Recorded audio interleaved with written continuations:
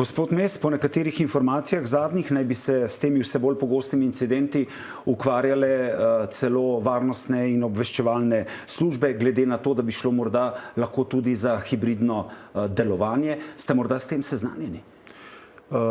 Pravilno je, da se tudi te službe, ki so za to v državi, ukvarjajo oziroma da tudi to tveganje vzamejo kot za morebitno grožnjo. To je stvar služb, zato rajš tega ne bi komentiral. Kar se tiče pa vseh teh incidentov, ki smo jih zdaj videli, bi jih pa delil na 3 sklope. Eno so kraje, Kablovja. To se dogaja že kar nekaj časa, predvsem proti Dolenjski, proti Kočevju in tudi v okolici Ljubljane. Tukaj mislim, da je policija zelo uspešna. Kar nekajkrat je že prejela osumljence, tudi v sobotnem primeru so osumljenci prijeti.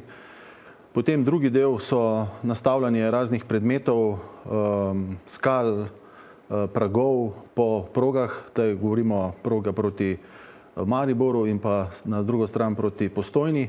Tudi v tem primeru je policija čez vikend, kot smo slišali, uspešno izvedla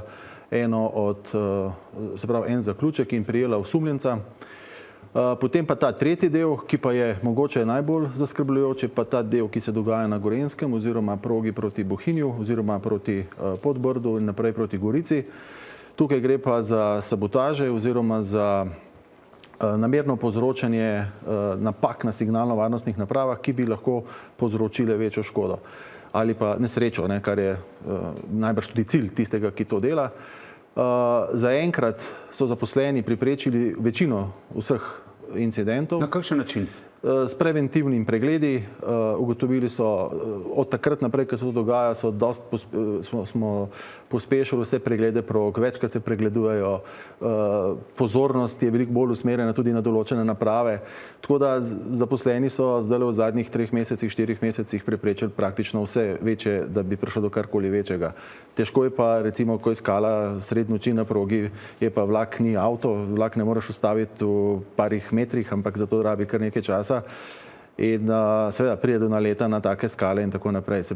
Vse to je norost, se pravi, vse to je dejansko povzročanje namerne škode, ampak ne samo škode, pač povzročanje.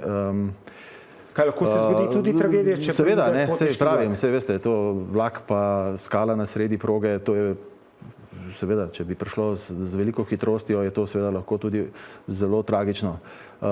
Ravno tako to, kar se dogaja v okolici Bleda oziroma na tej progi, to je vse dejansko namen povzročitve škode oziroma tragedije. Tle drugega težko karkoli rečemo, da nekdo, ki zavestno prereže signalno varnostno napravo, tirnice postavi v tako lego, da pride do izterjena ali pa da pride do trka z drugim vlakom, najbrž se je zavedal, kaj je naredil. Tudi tisti, ki da skalo tako na progo, najbrž ni dal na progo skalo zato, da bo vlak povozil, ampak da bo prišlo do nesreče. In jaz upam, da tudi zdaj, ko so vsi ti osumljenci že ujeti oziroma tudi, ko bodo do konca polovljeni, da bo tudi potem naprej sprocesirano in da bodo tudi kategorizirali kaznivo dejanje, kot se zagre. Kaj to pomeni? Da če ne bo prišlo po vašem mnenju do ustreznih sankcij in kakšne so izkušnje v zvezi s tem z preteklosti, se kaj lahko to ponavlja? Ker v bistvu, če pristojni organi... Kraje se ponavljajo in to ni kraja, da vzame samo kabel o progi. Problem je, da s tem povzroči ogromno nevarnosti, tveganj pri odvijanju prometa, da povzroči to, da izpade promet, da je to kar nekaj časa proga zaprta, že iz tega naslova nastane par 100 tisoč evrov škode. In seveda, večkrat so to iste skupine in pač treba je s temi skupinami pač enkrat povedati, da je stvar končana.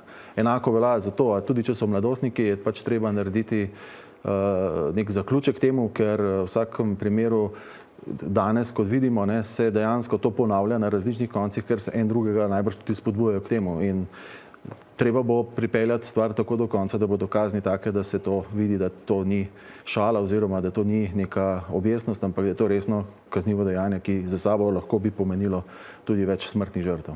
Povejte mi, na kaj v tem mestnem času pozivate ljudi, če opazijo recimo kaj sumljivega na železniški infrastrukturi, kam se lahko obrnejo? Tako, vse gibanje ob železniški progi, tam, kjer za to ni prostora, kjer je tudi nedovoljeno. Vsak, ki vidi kakršnekoli ljudi, ki se gibajo tam, naj pokličejo na policijo ali na Slovenske železnice. Veliko informacij smo že dobili in prepričan sem, da bo ta stvar v kratkem tudi zaključena. Najlepša hvala, da ste bili naš gost. Prosim.